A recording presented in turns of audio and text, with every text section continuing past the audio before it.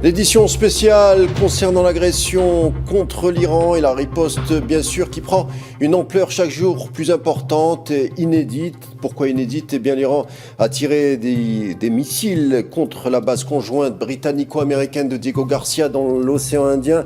Les responsables américains ont confirmé l'incident, précisant qu'il n'y avait aucune conséquence, du moins matérielle, et pourtant le message est on ne peut plus clair de la part des autorités de Téhéran et les militaires occidentaux l'ont reçu. Alors pourquoi est-ce un incident quand même qui est chargé? Eh bien, en visant la base américaine et britannique de Diego Garcia, située à 4000 km des côtes iraniennes, l'Iran prouve que son savoir en balistique n'a pas encore livré tous ses secrets, puisque les spécialistes pensaient que les missiles se limitaient à seulement 2500 km, qui est déjà un exploit, mais que surtout des points plus éloignés peuvent être ciblés si Téhéran le décidait.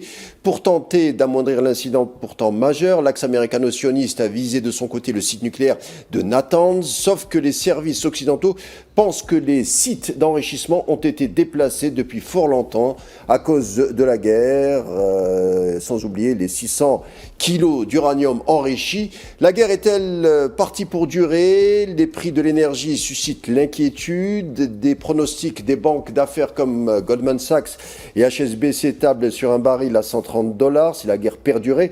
Dans ce cas-là, le choc dû à cette guerre serait mondial. Est-ce que les Occidentaux sont-ils prêts à réduire leur consommation pour l'entité sioniste? Car c'est ça la question de fond. On en parle et c'est tout de suite.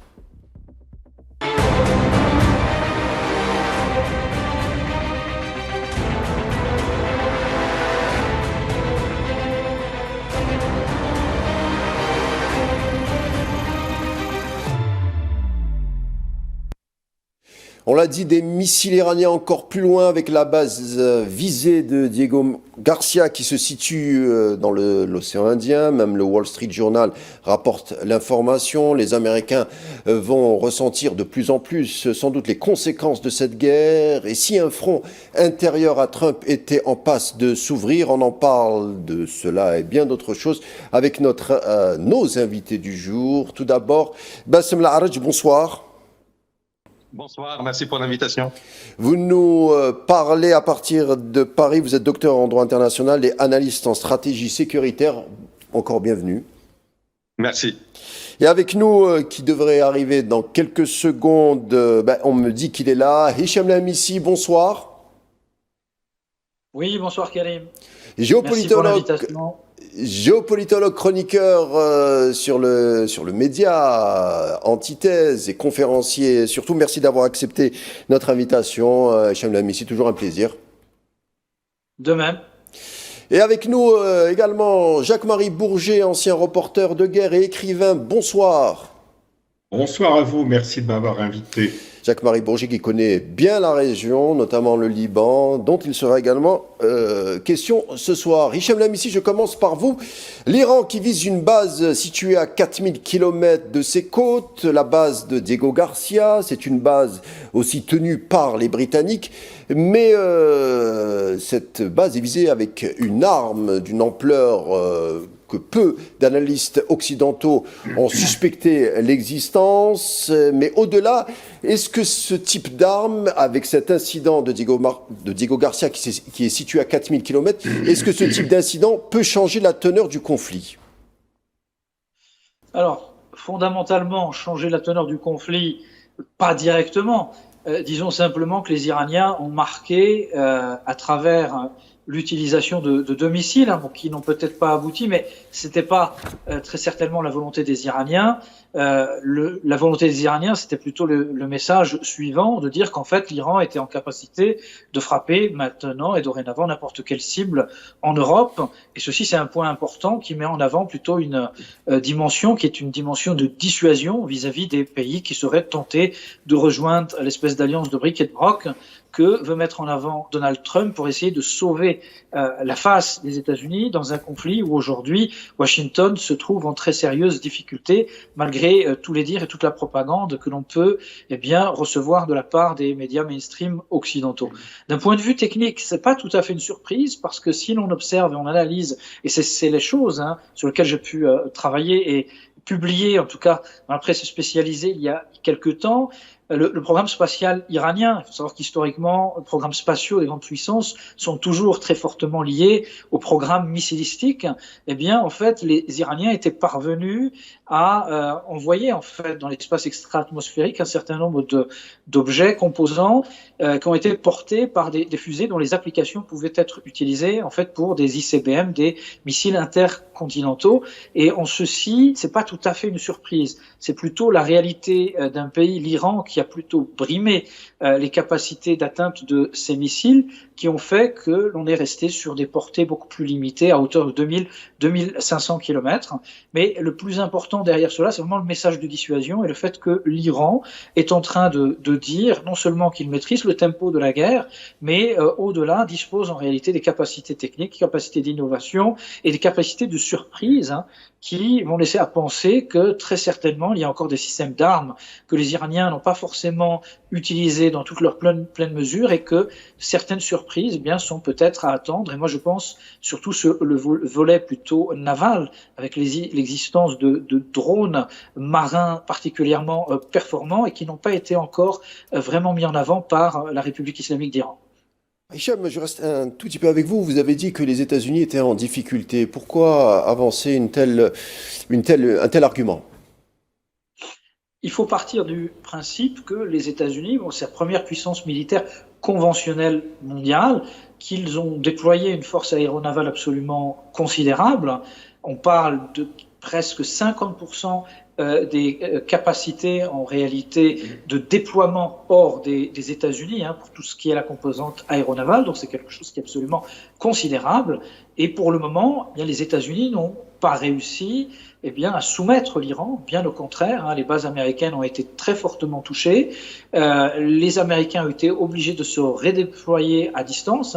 Si on parle de Diego Garcia, c'est pas par hasard. C'est qu'aujourd'hui, les États-Unis n'ont plus la même capacité de frappe sur l'Iran qu'elles avaient il y a encore 2 semaines, tout simplement parce que les groupes aéronavals ont dû s'éloigner. Je parle notamment des 2 porte-avions qui ont été initialement déployés, qui ont été touchés d'une façon ou d'une autre. Touché ne veut pas dire coulé, mais en tout cas suffisamment heurté ou touché pour être dans la contrainte d'un éloignement en fait du champ opérationnel, ce qui rend les choses beaucoup plus compliquées. Et ce d'autant plus qu'un certain nombre d'infrastructures de détection radar avancées ont été détruites par les Iraniens. C'est un coût extrêmement lourd, très considérable de point de vue financier, mais surtout opérationnel, qui font que les avions israéliens et américains n'ont plus la liberté qu'ils avaient au niveau du ciel iranien. Et ce n'est d'ailleurs pas par hasard que l'on est en train d'entendre parler aujourd'hui d'un certain nombre d'avions américains, israéliens qui ont été abattus par les défenses antiaériennes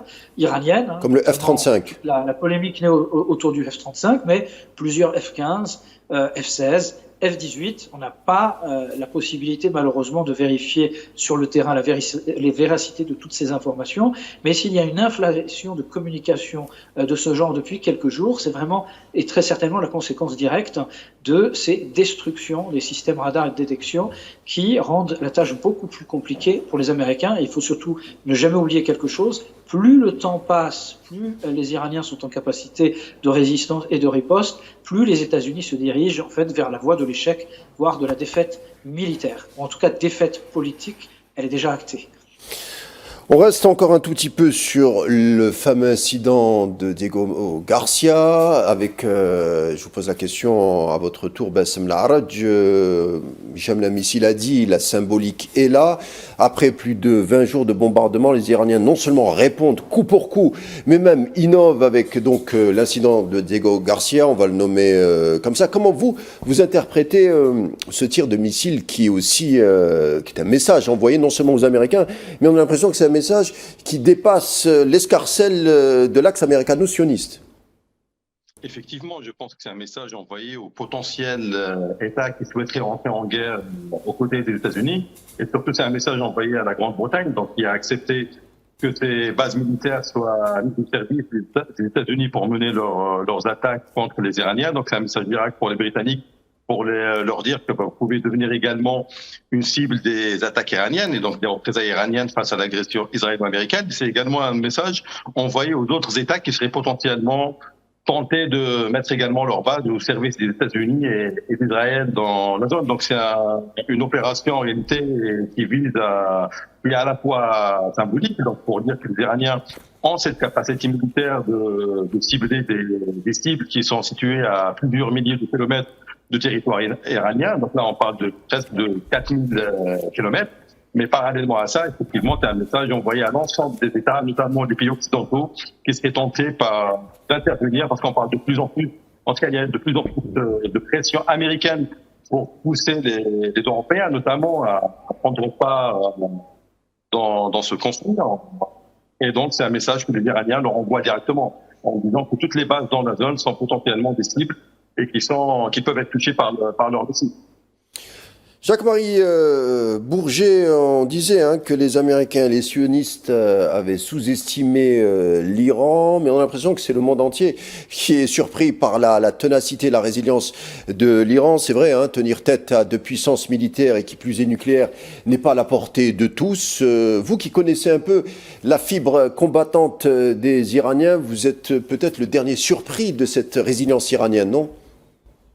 Oh, je la connais pas un peu, je la connais beaucoup parce que j'ai suivi la guerre Iran-Irak, j'ai beaucoup séjourné, suivi les différentes batailles et épisodes, mais je pense qu'il y a un principe fondamental qui a été oublié, c'est que quand on s'attaque à un empire, il faut faire attention parce que la Perse c'est un empire, c'est 5000 ans d'histoire, on les traite comme si c'était des bergers dans le désert avec des tentes. Il y a pas un responsable politique qui est capable de montrer l'Iran sur une carte. Enfin, on n'a jamais vu une telle sottise.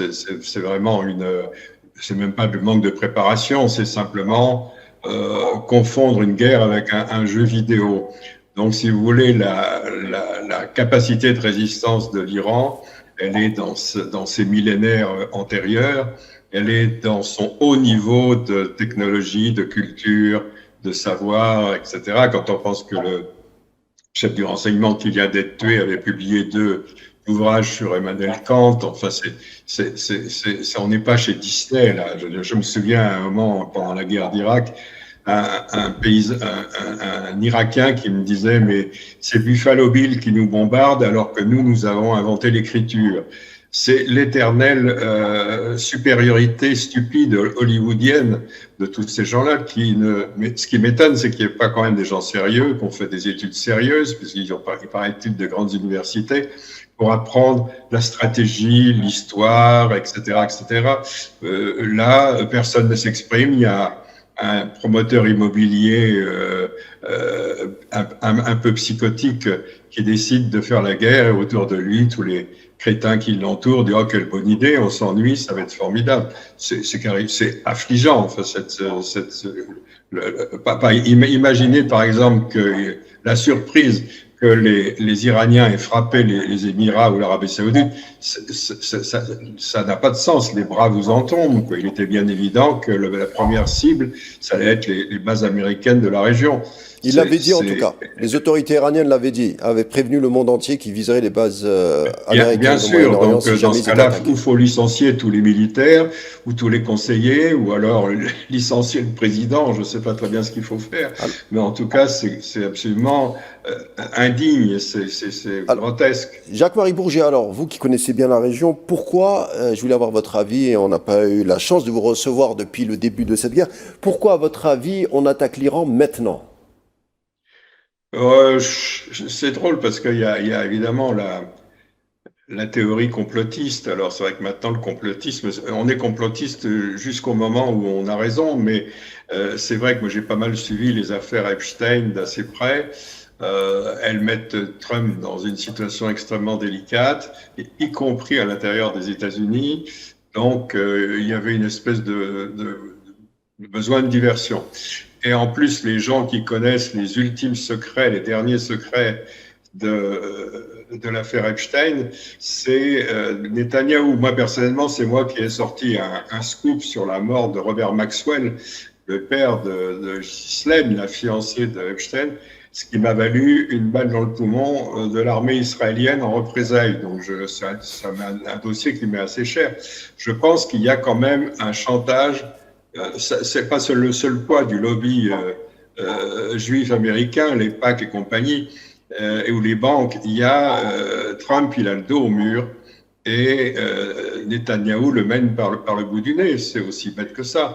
Donc, l'histoire que c'est Jared Kushner, etc., qui l'ont convaincu que la menace était imminente, c'est complètement faux. Trump, il est complètement entre les mains de Netanyahou et les victimes d'un chantage. Je ne sais pas lequel, mais enfin, en tout cas, c'est un chantage. C'est une théorie, mais factuellement, on peut rien prouver à l'heure où on parle. Il y a beaucoup de choses qui se disent, y compris de la part des grands journaux américains. On sent quand même qu'il y a une mainmise du lobby sioniste, mais on ne va pas au-delà. C'est vrai que l'affaire Epstein est en train de donner beaucoup de remous, on va dire les choses comme ça, pour de nombreux enquêteurs aux États-Unis qui avancent effectivement la thèse que vous nous expliquez à l'instant. Alors on revient, on va parler évidemment du front intérieur de Trump, mais je voudrais qu'on revienne encore sur l'incident de Diego Garcia, parce que le missile qui a été utilisé, c'était un Khorramshahr 4, entièrement conçu et fabriqué en Iran, capable d'atteindre Mach 16, s'il vous plaît, hors atmosphère, soit plus de 19 000 km, et Mach 8 en face d'entrer en orbite, c'est en tout cas les chiffres que j'ai trouvés. Alors c'est un missile conçu sous 40 ans de sanctions occidentales, c'est-à-dire sans accès aux composants occidentaux et sans transfert de technologie. Hichem, le mot qui nous vient à l'esprit en donnant ces détails, c'est tout simplement indépendance et puissance. On est obligé effectivement. De le reconnaître. Effectivement, ce qu'il faut regarder, c'est que l'Iran représente une grande puissance scientifique qui a réussi en fait à développer une véritable capacité ingénieriale au point où aujourd'hui l'Iran, sur un certain nombre de données par rapport à l'accès aux études universitaires ou préparation d'études doctorales, on se situe vraiment à un des taux les plus élevés de la planète. C'est-à-dire, si on prend les plus jeunes générations, on a des niveaux d'accès aux études supérieures qui comptent parmi les plus élevés au monde, faisant d'ailleurs une très grande différence avec la réalité qui était celle de l'époque du Shah. On avait quasiment le 2/3 des femmes qui étaient complètement analphabètes, ce qui fait assez rire lorsqu'on entend certains propos liés à la diaspora iranienne, en fait, issue des classes qui profitaient un petit peu du régime précédent du Shah et qui sont dans une logique de vouloir réhabiliter en fait une espèce de dynastie monarchique dont les Iraniens ne veulent pas, parce qu'elle était surtout synonyme de sous-développement sous tous ses aspects. La difficulté aujourd'hui pour l'Iran est beaucoup plus économique, c'est que les sanctions ont rendu la vie difficile. Et d'un autre côté, c'est que tous les efforts qui ont été menés par la République islamique d'Iran pour développer sa capacité en fait de défense, sa capacité de riposte militaire, notamment centrée sur une démarche stratégique bien pensée, innovante, dans le couplage drone-missile à un niveau jamais pensé. Je parle vraiment du point de vue de la stratégie militaire et de la tactique militaire auparavant, ont nécessité des investissements très lourds, et c'est ce qui a représenté un poids, en plus des sanctions et des difficultés économiques, qui ont pesé sur la population iranienne. Et je crois qu'aujourd'hui, les Iraniens comprennent en fait pourquoi tous ces efforts ont été menés, parce qu'ils relevaient en fait d'une nécessité de survie nationale. Lorsqu'on voit aujourd'hui, cette volonté américaine et israélienne, non simplement de faire la guerre à l'Iran, mais en réalité de détruire l'Iran en tant qu'État, État-civilisation. Il a été fait allusion à la dimension impériale de l'Iran, qui remonte à la Perse, c'est vrai, qui est tout à fait aussi valable pour l'Irak, qui est à l'origine même de la civilisation, la Mésopotamie, ou plus globalement l'ensemble des États arabes voisins, qui sont des États de très vieille culture. Mais l'Iran a ceci, qu'il y a une conscience nationale et patriotique, et surtout une capacité d'innovation qui a été mise en avant et qui explique aujourd'hui pourquoi les Iraniens ont été capables de frapper, de tenter en tout cas de frapper l'île de Diego Garcia, la base américano-britannique, et être en capacité industrielle de pouvoir répondre quotidiennement à travers des salves de frappes de missiles et de drones, avec des stocks particulièrement impressionnants, quasi uniques au monde. Il n'y a que la Chine et la Russie qui aujourd'hui développe une production de drones plus importante que l'Iran. Et tout cela met en avant vraiment un savoir-faire absolument surprenant, comme on le voit actuellement sur l'image. Hein. Par exemple, cette espèce de missile à sous-munitions qui représente en réalité une innovation militaire avec une très bonne compréhension en fait des besoins de défense iranien par rapport à une attaque aussi disproportionnée par son ampleur que celle des États-Unis et à moindre degré d'Israël qui de toute façon n'a pas les moyens de s'attaquer à l'Iran sans la présence américaine. Bassem Al-Araj, l'axe américano-sioniste a tablé d'emblée la stratégie de décapitation de l'organigramme politique de l'Iran avec, on s'en souvient, l'exécution et la mort avec des bombardements du guide Ali Khamenei, l'ayatollah Ali Khamenei. Mais on se demande si les Américains n'ont pas commis là une de leurs premières erreurs. Pourquoi ? Parce que cette forme de décapitation est en train de voir venir des figures officielles iraniennes de plus en plus dures, on va dire les choses comme ça, parce que on s'en souvient de cet incident quand les scientifiques iraniens, il y a quelques années, avaient présenté des missiles à 5000 km à l'ayatollah Khamenei. Celui-ci s'était opposé, déclarant que des missiles, il y en aurait, mais qu'ils ne dépasseraient pas 2000 km. N'oublions pas aussi que l'ayatollah Khamenei, ça c'est très peu connu, avait émis une fatwa contre les armes nucléaires. On se demande donc si cette stratégie américano-sioniste n'est pas peut-être en train de, plus tard, leur provoquer beaucoup de problèmes avec des armes de dernière génération qui risquent de les toucher, tout simplement.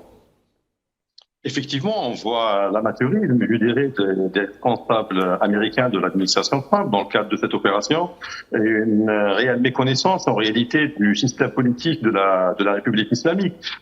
Trump avait parié sur une guerre éclair avec cette stratégie qui visait, je dirais, les têtes de la République islamique, notamment le guide suprême, l'ayatollah Khamenei et les responsables militaires. Et on voit que cette stratégie, finalement, n'a pas abouti, ne risque pas d'aboutir en réalité. Parce que là, on est face à un État véritablement structuré, avec des institutions qui ne dépendent pas nécessairement des hommes qui sont à leur tête. Et les Iraniens sont capables, effectivement, d'avoir de nouveaux responsables pour résister à cette agression israélo-américaine. Et on voit toute la stratégie américaine est en train de tomber à l'eau dans le cadre de ce conflit, puisqu'on rentre progressivement dans une guerre d'usure qui risque de durer. La dernière attaque de Diego Garcia n'est qu'une illustration, en réalité, des capacités de résilience des Iraniens et de résistance face à cette agression. Et rien n'indique en réalité que les Iraniens vont baisser les armes, bien au contraire. Et donc, chaque jour qui passe, finalement, on place les Iraniens peut-être dans une meilleure position que les Américains et les Israéliens dans le cadre de ce conflit, puisque ni les Israéliens ni les Américains ne peuvent supporter une guerre qui va durer plusieurs semaines ou plusieurs mois, à la différence des Iraniens qui ont cette capacité, je dirais, de résilience. Ils l'ont prouvé d'ailleurs dans le cadre de précédents conflits, notamment la guerre Iran-Irak qui a duré presque 10 ans, et durant laquelle les Iraniens ont farouchement résisté malgré la différence des capacités militaires. Parce qu'il ne faut pas oublier à l'époque également que l'Irak était soutenu par les monarchies du Golfe et un certain nombre de puissances occidentales face à la toute nouvelle République islamique. Et donc on est dans un scénario, je dirais, plus ou moins similaire de résilience. Et je pense que tout le calcul américain, que des bombardements massifs israéliens, bien évidemment, des bombardements massifs et l'assassinat de responsables politiques et militaires de premier plan allaient peut-être faire basculer l'opinion publique iranienne. Et donc, ils ont carrément oublié que dans de telles circonstances, en réalité, on a ce qu'on appelle le retour vers le drapeau. Et donc, au contraire, ils ont mobilisé la population iranienne derrière le gouvernement iranien, et même une partie de l'opposition iranienne qui ne partage pas nécessairement la politique du gouvernement iranien actuel, finalement se retrouve derrière son gouvernement face à cette situation. Et de l'autre côté, effectivement, les éléments, je dirais, ou les personnalités, comme ça d'ailleurs a été dit par les collègues, qu'on essaye de mettre en avant, notamment avec le fiche du Shah comme potentiel futur dirigeant de l'Iran, n'a pas de sens, puisque ce type de personnages n'ont pas en réalité d'ancrage sur le plan radical, ou n'arrivent pas à mobiliser en réalité les Iraniens qui n'ont pas oublié effectivement la période d'État qui était extrêmement dure pour la majorité de la population iranienne et qui a conduit à la révolution de 1979. Sans oublier avec l'horrible, c'est le cas de le dire, police politique qui était la SAVAK. On a oublié ces formes de sévices à l'endroit de la population entre 1978 et 1979. Je dis ça parce que il y a beaucoup de personnes qui trouvent peut-être beaucoup de charme au fils du Shah d'Iran. Donc on a oublié que cet imaginaire était convoqué avec ce type de figure. Jacques-Marie Bourget, on a appris que les soldats de l'OTAN stationnés en Irak, originaires de Pologne, fuient désormais les attaques des groupes armés pro-iraniens, donc c'est en Irak. Donc on voit, ce sont les premiers soldats, parmi les premiers soldats du contingent otanien qui rentrent chez eux. Peut-être que ça esquisse les premiers changements, pour pas dire la première forme de défaite de l'OTAN, voire des Américains dans cette région. La stratégie iranienne est déjà d'emblée en train d'opérer.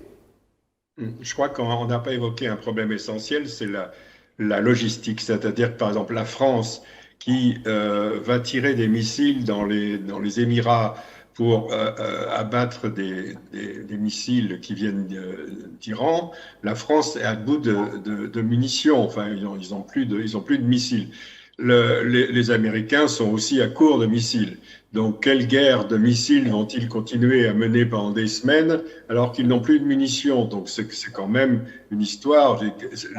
Pour les états-majors, le point grave, il est là, il est dans la logistique. Deuxièmement, moi j'ai vu des pays aplatis et bombardés, mais qui continuent à fonctionner. Je ne veux pas dire que Gaza fonctionne, ils sont sous des tentes, mais ils sont toujours là, ils sont à la limite prêts à se battre. La seule solution pour conquérir un territoire, c'est aussi vieux que Jules César, c'est-à-dire qu'il faut envoyer des troupes et conquérir le terrain. Donc, si jamais ça devait se passer, l'Iran écraserait les États-Unis parce que c'est un pays qu'ils connaissent par cœur, ce sont des très bons combattants, c'est un pays où il y a des reliefs dont vous savez très bien qu'ils sont quand même, c'est extrêmement escarpé, c'est très difficile de se battre.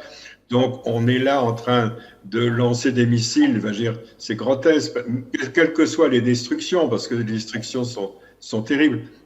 Mais c'est pas comme ça qu'on peut gagner les guerres. Quant aux troupes qui vont en Irak, parce qu'a priori, si les Américains veulent investir l'Iran, la seule voie qu'ils puissent emprunter, c'est l'Irak. Bon, l'Irak, il y a 30 ou 40, 35% de la population qui est chiite et qui ne va pas accueillir des troupes américaines avec des fleurs. Donc c'est là aussi inimaginable. Quand on parle de troupes terrestres, ce serait quelques milliers de Marines qui débarqueraient en parachute, je ne sais où. Enfin, tout ça ne tient pas debout. Trump, il a voulu faire une guerre comme Netanyahou, la guerre vidéo avec des pilotes de chasse qui bombardent avec aucune défense en dessous, éventuellement des écoles avec des petites filles à l'intérieur. Mais j'appelle pas ça une guerre. Une guerre, il y a un moment où il faut sortir les M16, les Kalachnikov, etc., les bazookas et conquérir les terrains. Là, il en est pas, c'est pas envisageable. On revient, merci Jacques-Marie Bourget, on revient tout de suite après cette coupure publicitaire pour poursuivre effectivement nos échanges. À tout de suite.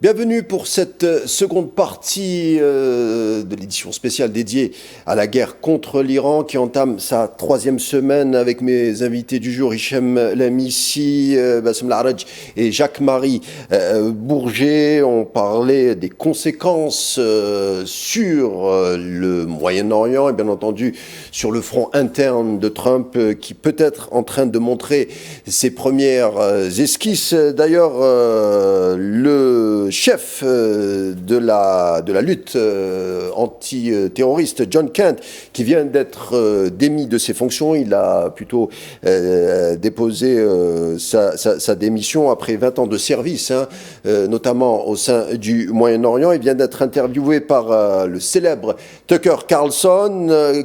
Tucker Carlson lui pose la question, est-ce que l'Iran était sur le point d'obtenir l'arme nucléaire? John Kent répond catégoriquement non, il existe une décision religieuse contre cela depuis 2004.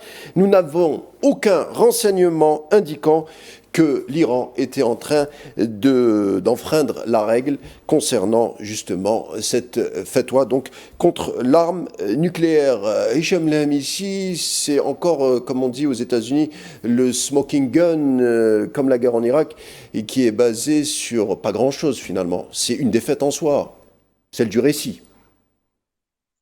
Oui, oui, tout à fait. Les États-Unis ont perdu la guerre du récit, c'est une évidence. D'autant plus qu'on peut observer toute la contradiction de ce discours qui n'a ni queue ni tête et qui met en avant simplement qu'aujourd'hui il y a une concordance de vision entre Israël et les États-Unis ou une soumission du leadership américain à des lobbies pro-israéliens qui disposent d'une capacité d'influence absolument considérable à l'échelle des États-Unis et au-delà, qui ont fait que très certainement Trump s'est trouvé dans une situation de chantage telle qu'il n'a pas réussi en fait à se détacher de cette emprise. On n'a pas tous les éléments en question, mais on a quand même des témoignages concomitants.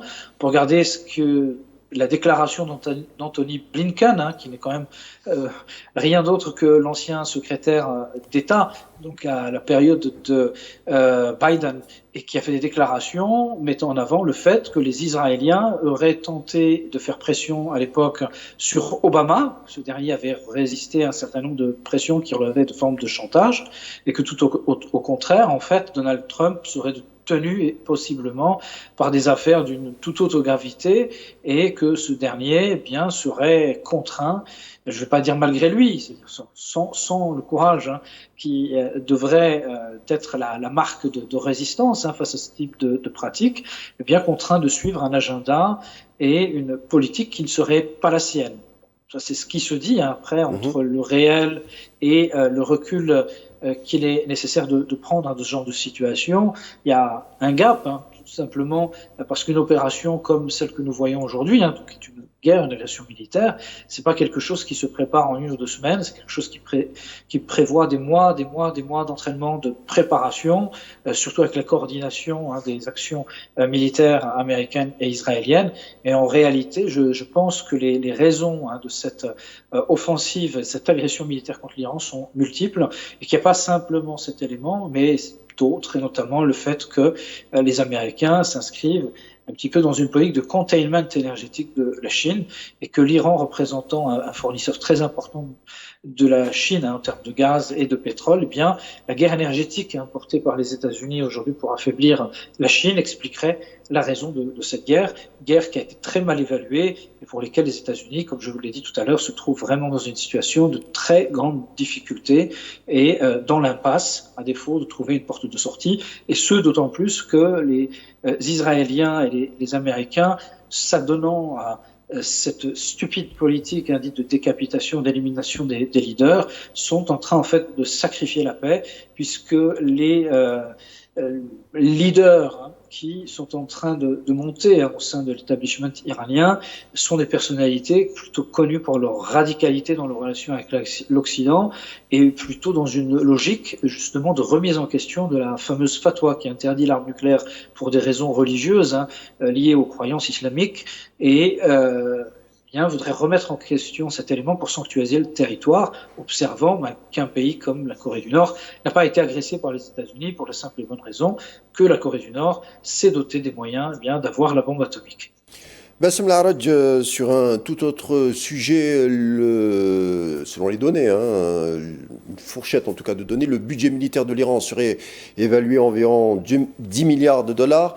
Le Pentagone, lui, en ce moment, demande une rallonge de 200 milliards de dollars en plus des 200 il demande une rallonge de 200 milliards de dollars en plus des billions déjà alloués. On retient que c'est un schéma peut-être, vous allez me dire ce que vous en pensez. On a deux pays, dont un qui a besoin de ressources régulières pour continuer une guerre d'agression et qu'un autre pays ne s'appuie que sur ses ressources pour tout simplement résister. Est-ce que l'Iran est un modèle peut-être contre-productif pour la doxa occidentale sur toute une région ? Effectivement, on voit que les deux pays ont adopté deux stratégies totalement différentes. Bon, pour les Iraniens, ça s'explique en raison des sanctions qu'ils subissent depuis de nombreuses années, donc qui limitent finalement leurs ressources financières pour développer leurs ressources militaires, ce qui les a poussés donc dans le sens à développer leur propre technologie en interne et qui montre pleinement son efficacité aujourd'hui. Et de l'autre côté, un État qui dépense des milliards et des milliards de dollars pour son budget militaire et qu'en réalité, qui ne peut pas tenir dans la durée, malgré l'énormité du budget alloué à la défense américaine. Et on voit que les Américains sont déjà confrontés à une baisse des stocks, notamment au niveau des missiles intercepteurs, qui ont pour objectif d'arrêter les missiles lancés par les Iraniens, que ce soit dans la région du Golfe ou contre Israël ou contre les bases militaires américaines, d'où la nécessité en réalité de cette rallonge pour essayer de faire face à cette pression iranienne. Parallèlement à ça, les Iraniens, comme on l'a déjà dit, leur technologie nationale montre pleinement son efficacité, donc ils nécessitent finalement un budget en dollars beaucoup plus réduit par rapport aux pays occidentaux, donc pour ce qui est de leur budget alloué à la défense, et c'est le même problème effectivement qui se pose également avec Israël, qui est en grande partie dépendant des stocks d'armement américains, qui commencent également aujourd'hui à subir cette pression liée à la baisse des stocks des missiles intercepteurs. Et on le voit en réalité aujourd'hui. D'ailleurs, les Iraniens envoient peut-être moins de missiles sur Israël, mais on voit qu'ils arrivent à toucher plus efficacement les cibles israéliennes, peut-être en raison de ce manque de stock dans l'armement israélien et américain pour essayer d'arrêter les missiles iraniens en cours de route. Jacques-Marie Bourget, en s'adonnant à cette série, à ces séquences de bombardements, on a vu la population iranienne qui nourrit tous les jours davantage l'élan nationaliste iranien. Donc tous les jours, on voit les principales villes de Téhéran qui livrent une démonstration de solidarité à l'endroit de leurs autorités, tout simplement, de leur armée, de leur défense, tout simplement. Je dis ça car on évoque de plus en plus du côté américain, certains analystes en tout cas, évoquent de plus en plus des troupes qui seraient déployées au sol. L'histoire nous a démontré, c'est pas vous qui me direz le contraire, qu'on ne gagne jamais contre des peuples comme ça, des peuples qui dès le départ forment un glacis pour défendre leur pays, surtout que l'Iran, c'est 90 millions d'habitants, 1,2 million de kilomètres carrés, avec des montagnes, des vallées. Un déploiement de troupes serait presque suicidaire. Personnellement, vous y croyez ? Non, je vais revenir 2 secondes sur ce que nous avons évoqué, et c'est passé assez inaperçu, c'est que les Américains se déclarent prêts à retirer certaines sanctions frappant l'Iran. Alors c'est d'un côté, ils bombardent ce pays, ils l'écrasent de bombes, et de l'autre côté, ils disent « Ah ben non, on va lever les sanctions », ce qui est absolument incompréhensible, mais ça démontre le désarroi des Américains et le fait qu'ils se sentent complètement perdus. C'est la méthode de Trump, c'est un peu la méthode de Trump, c'est-à-dire c'est le bâton et la carotte. Oui, la carotte et le bâton. Voilà. Oui. Pour ce qui est de l'armement, bon, c'est vrai qu'ils ont moins de missiles, mais ils ont une kyrielle de drones et qui sont capables de faire beaucoup de dégâts. Donc sur le plan de l'armement, je crois qu'ils sont à peu près parés. Pour ce qui est des attaques au sol, je l'ai déjà évoqué, c'est totalement irréaliste. Moi, je l'ai vécu dans mon pays, mais notamment dans l'Irak voisine, où il y avait aussi 30% de combattants chiites. c'est des gens qui sont, c'est des défenses inexpugnyables, c'est-à-dire que vous exposez à des guerres de guérilla comme celles que mène le Hezbollah dans le sud Liban, qui sont impossibles à tenir. Si vous voulez envahir l'Iran, il faut 500 000 combattants. Enfin, c'est complètement irréaliste. Les Américains n'accepteront jamais ça. Donc, c'est une espèce de croque-mitaine que Trump brandit comme ça pour faire peur et pour amuser les gens qui regardent les séries télévisées sur Netflix. Et ils pensent que c'est aussi facile que ça d'envoyer des Delta Force ou des choses comme ça.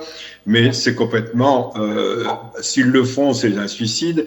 Et deuxièmement, ça ira nulle part. Alors, on peut dire aujourd'hui que l'Iran est dans une situation économique et morale et physique et tout ce qu'on veut extrêmement difficile, mais que l'Iran, globalement, on peut dire que l'Iran a gagné la guerre, quoi. Si c'est une guerre, parce que là, c'est quand même des séries de bombes. Est-ce que c'est ça la guerre? Je sais pas. C'est de l'acharnement, mais bon, là, actuellement, les Américains, ils sont dans la nasse, ils peuvent pas aller plus loin. Ils ont en face d'eux des peuples des gens qui se sont plutôt nationalistes et qui se sont réunis autour de leurs dirigeants ou pas, parce qu'il y a une trentaine de sous-commandements, donc chaque région est plus ou moins autonome, donc c'est absolument impossible à réduire. L'Iran, c'est 1,6 million de kilomètres carrés, comme on le disait à l'instant, donc c'est énorme. Un déploiement de troupes serait complètement insensé, comme vient justement de nous l'expliquer Jacques-Marie Bourgi, qui connaît bien le terrain. Hicham Lamisi, on n'a pas oublié cette information également, puisque des frappes très intenses ont notamment touché Téhéran et surtout le site nucléaire de Natanz.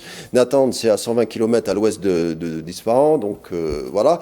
On se doute bien que l'uranium enrichi, les fameux 600 kilos, ont été déplacés, sans parler d'une activité nucléaire également qui a été transvasée ailleurs. Donc, mais pourquoi cette frappe maintenant contre ce site nucléaire? On a du mal à comprendre. Expliquez-nous. Alors pourquoi cette frappe maintenant? Hicham Lamisi, après vous pouvez réagir, Jacques-Marie Bourget. Je donne la parole à Hicham Lamisi. Allez-y, Hicham Lamisi.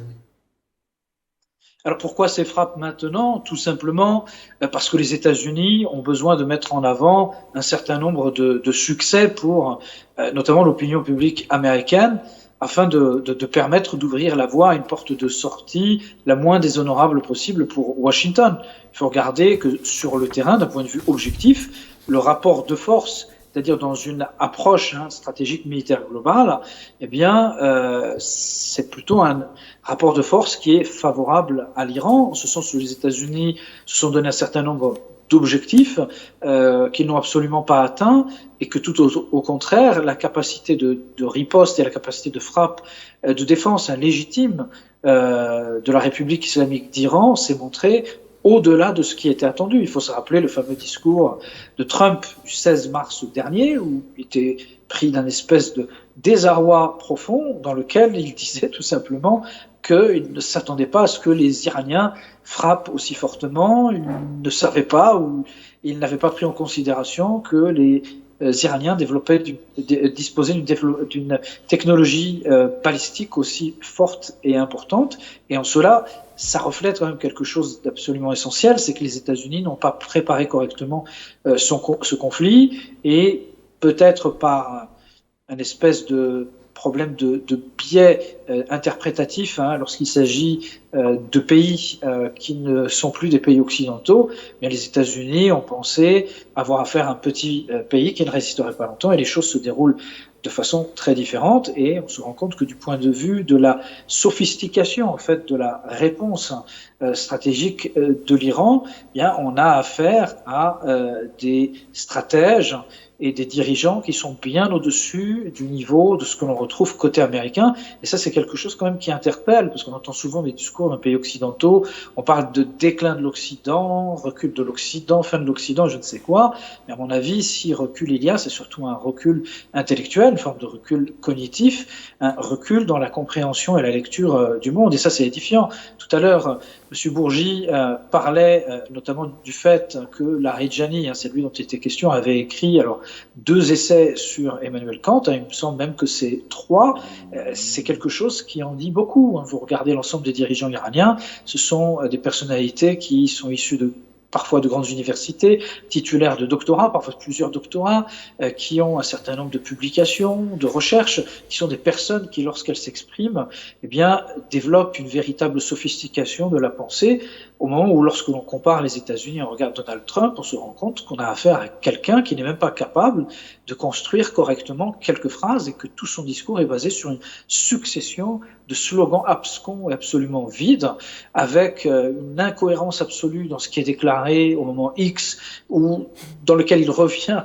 au moment Y complètement sur ce qui a été dit, une incohérence, une incompréhension du discours. Et je pense que la défaite, elle se situe surtout à ce niveau-là, d'autant que les Iraniens gagne sur le plan politique. Aujourd'hui, la planète entière, même dans les pays occidentaux, exprime une grande colère vis-à-vis de cet acte inconsidéré et fou mené par Israël et les États-Unis. Du point de vue économique, ce sont les Iraniens qui ont la main et qui sont en capacité de conduire à une crise économique, énergétique mondiale, voire un krach financier global. Du point de vue culturel, on voit cette distinction, d'une part, entre des objectifs de frappe iraniens qui sont la plupart du temps militaires et la sauvagerie de la réponse américaine qui, jusqu'à ce jour, a touché plus de 150 écoles, 13 hôpitaux, c'est pas simplement l'école de Mintab dont on parlait, et qui vise systématiquement des infrastructures civiles. Et puis, du point de vue,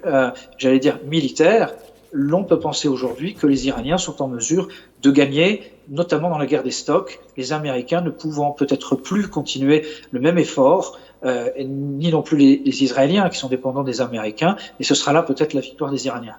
Jacques-Marie Bourget, vous vouliez réagir, je crois, sur la frappe contre le site de Natanz, le fameux site nucléaire de Natanz.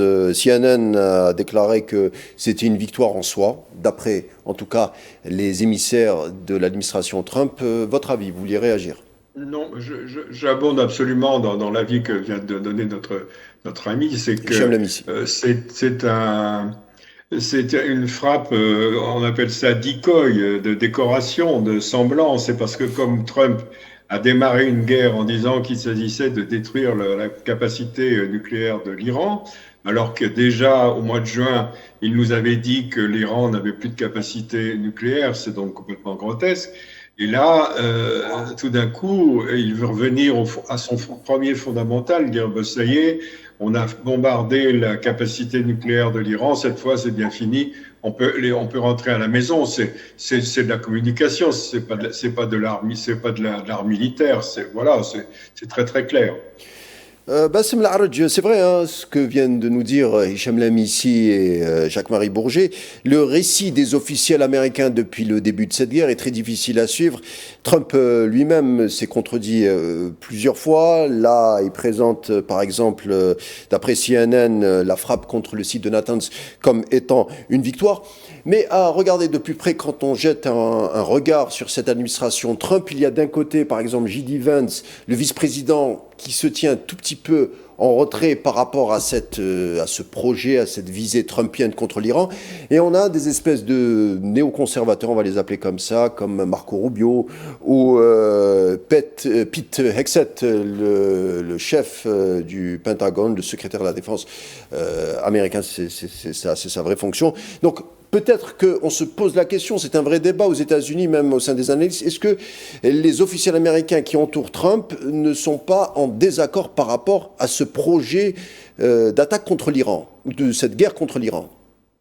Effectivement, tout le monde ne semble pas être aligné sur cette décision d'agression contre la République islamique, d'ailleurs à travers les arguments fallacieux d'abord qui ont été présentés par l'administration Trump pour essayer de justifier cette intervention, donc en parlant du risque nucléaire imminent iranien et le fait que les Iraniens développaient des missiles intercontinentaux qui pouvaient frapper les États-Unis. Ça a été démonté d'abord par les services de sécurité américains eux-mêmes à la base, avant d'être démonté tout dernièrement par le responsable de la lutte antiterroriste aux États-Unis. Et donc, ce qui démontre effectivement cette cassure, je dirais, entre certains éléments de l'administration Trump, qui font partie peut-être de la mouvance MAGA, qui s'oppose à cet interventionnisme américain à l'étranger, donc qui veut que le président américain se concentre sur les États-Unis directement, et une autre partie néoconservatrice et, je dirais, alliée à Israël, qui cherche finalement à intervenir dans la zone et qui est en sous totale influence israélienne. Et on voit aujourd'hui que la stratégie iranienne de guerre asymétrique face aux États-Unis est en train de porter pleinement, je dirais, ses fruits, puisqu'elle exerce une pression extraordinaire sur cette administration américaine, et notamment sur le président américain, qui se trouve finalement en contradiction avec une partie en tout cas de son opinion publique, et qui risque finalement de perdre les élections du mi-mandat, avec la montée des démocrates qui n'est pas à exclure. Et toute la stratégie iranienne, d'ailleurs, prend en considération, je pense, l'ensemble de ces éléments dans le cadre de sa confrontation avec les États-Unis. Et je voulais également revenir sur un autre élément qui a été développé effectivement par mes collègues concernant le potentiel de voir des troupes américaines au sol. Effectivement, cela semble peu probable en raison du coût humain que les Américains risquent de subir sur ce plan, et d'où le développement en réalité de ce qu'on pourrait appeler la stratégie des minorités. On voit le détail d'ailleurs été donné par Trump à un moment donné, par ses conseillers, l'intérêt à certaines minorités iraniennes qui pourraient éventuellement constituer ce bras armé israélo-américain. Je dirais à l'intérieur, on a parlé de pourparlers avec des groupes minoritaires en réalité, mais séparatistes kurdes, pour essayer de mener depuis l'Irak et donc à travers la frontière irakienne des attaques contre le pouvoir central iranien pour tenter de l'affaiblir dans cette stratégie en réalité d'accentuer la pression sur l'Iran pour essayer de faire tomber le pouvoir iranien de l'intérieur. Et donc, il y a un enlisement intérieur et donc un affaiblissement du pouvoir central. Et cette stratégie n'est pas à exclure. Donc, on peut imaginer des tentatives de la part des États-Unis et d'Israël d'essayer d'utiliser cette carte, que ce soit la carte kurde, la carte Balouche également. On a également un certain nombre de groupes séparatistes et extrémistes qui peuvent être peut-être activés et utilisés par les États-Unis en voyant que leur stratégie de décapitation du régime et leur volonté de faire tomber le pouvoir iranien central ne marche pas. Et d'ailleurs, même hier, je crois que les Iraniens avaient annoncé l'arrestation de plusieurs espions iraniens qui travaillaient avec les Iraniens dans la région de l'Ahwaz. C'est là où il y a la minorité arabe iranienne. Surtout qu'en ce moment, c'est le nouvel an, iranien, ou plutôt c'est le nouvel an zoroastrien. Donc l'Iran actuellement observe cette fête, ce qui peut rajouter à davantage de communion, voire de nationalisme, si jamais il y a déploiement, ce que personne n'y croit en tout cas pour l'instant. Je tiens à remercier mes invités pour cette première partie. Tout d'abord, Jacques-Marie Bourget, reporter et écrivain, merci d'avoir été des nôtres. Hicham Lehamissi, géopolitologue, et également chroniqueur à Antithèse et chargé de cours à l'Université de Genève. Merci Hicham d'avoir été des nôtres. Bassem Laraj, professeur en relations internationales et analyste en sécurité stratégique, qui reste avec nous pour la deuxième partie. Deuxième partie qui débute dans quelques minutes. À tout de suite.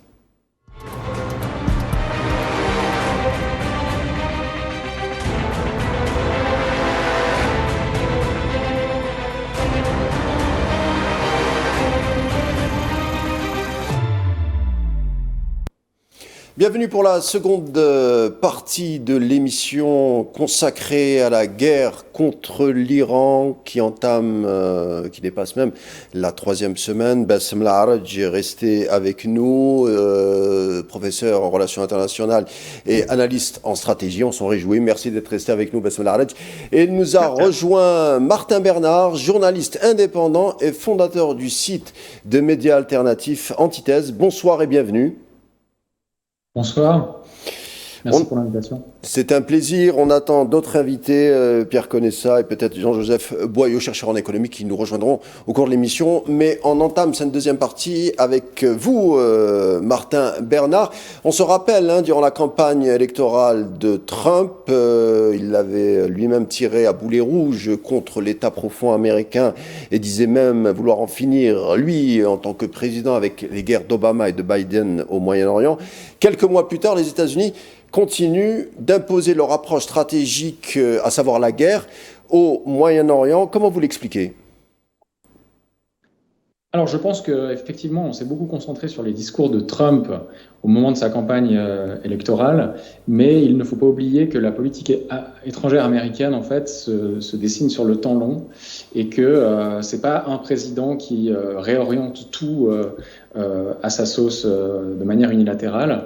Et c'est vrai que moi, je me suis beaucoup intéressé aux documents stratégiques qui avaient été publiés, notamment sous l'administration Obama, un rapport de la Brookings Institution de 2009 qui s'appelait Which Path to Persia, qui résumait en fait bien les différentes options disponibles pour les présidents américains dans l'ambition de contenir l'Iran, voire de déstabiliser son régime ou son État. Et c'est vrai que dans ce document qu'on trouve en ligne et qui est totalement accessible librement, il y a un certain nombre de mesures qui sont listées. Et aujourd'hui, quand on voit ce qui se déroule en Iran depuis 3 semaines bientôt, et voire même la guerre des 12 jours l'année dernière, on se rend compte que l'administration Trump a suivi quasiment à la lettre les différentes recommandations, en tout cas certaines d'entre elles, pour attaquer l'Iran. Et il y a notamment dans ce rapport un chapitre qui s'appelle « Leave it to Bibi », laisser faire Netanyahou. Il semble effectivement que là, dans le cadre de ces attaques, l'administration Trump ait laissé ses objectifs aux mains d'Israël, ou en tout cas ait laissé le gros des attaques, d'ailleurs c'est ce qui se passe aujourd'hui, à l'armée israélienne, tout en utilisant aussi en parallèle des manifestations, enfin, en essayant d'utiliser le mécontentement de la rue pour essayer de déstabiliser le régime. Et aussi dans le rapport, ce qui est très intéressant et ce qui souligne d'une certaine manière la continuité de la politique étrangère au-delà de Trump, c'est un chapitre qui mentionne bien qu'il faut faire croire, pour légitimer une telle intervention, faire croire que la démocratie a échoué, ou que la démocratie, en tout cas la diplomatie a échoué, et que, en résultat, il faut attaquer l'Iran. Donc voilà, moi j'ai toujours une perspective un peu plus historique sur le temps long, et je pars du principe que toujours la politique étrangère américaine peut varier sur la forme, mais à des impondérables, à des grandes constantes qu'il faut analyser et prendre en compte. Et je trouve que ce rapport-là, dont on ne parle finalement que assez peu, explique bien en fait la stratégie américaine dans la région. On en a parlé ici même, des fameux think tanks qui ont diffusé une stratégie à l'endroit du Moyen-Orient, par exemple avec le PNAC, The Project for New American Century, qui parlait effectivement d'un remodelage du Moyen-Orient, mais qu'il leur fallait des incidents majeurs pour pouvoir investir le Moyen-Orient. Donc ce que vous nous dites au fond, c'est que ce qui se passe au Moyen-Orient dépasse la personne de Trump et va puiser profondément dans la stratégie militaire américaine.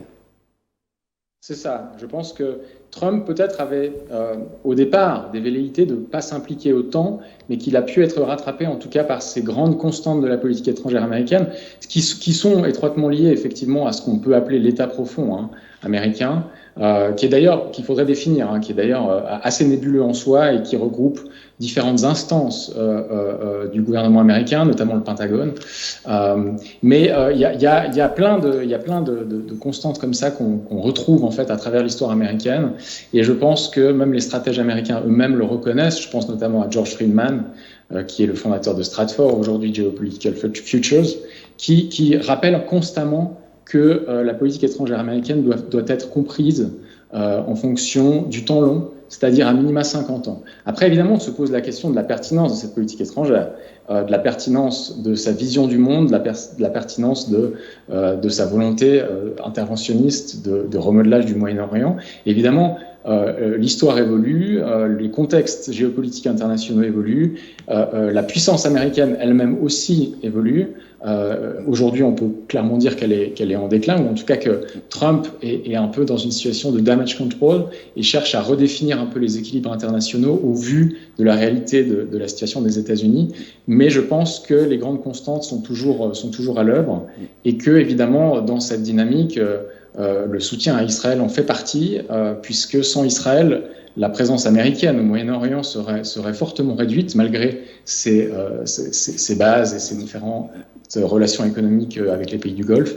Israël reste quand même le point d'ancrage américain historique au Moyen-Orient, et d'une certaine manière, soutenir la politique israélienne fait partie de cette stratégie de manière inhérente. Martin Bernard, on veut bien croire qu'effectivement il y a une cohérence d'après, en tout cas, les stratèges américains concernant le Moyen-Orient, qu'il y a des constances, et bien sûr, mais on est obligé de faire un constat aujourd'hui, c'est que l'Occident, et particulièrement les États-Unis, ont du mal à traduire leur visée au Moyen-Orient depuis 50 ans en résultats politiques. On peut donner des exemples de pays, l'Irak, même au Liban, même en Palestine d'ailleurs, même en Syrie, où l'Occident et les Américains n'ont pas pu traduire leur menée, leur stratégie politique en résultats concrets quand on voit la situation de ces pays.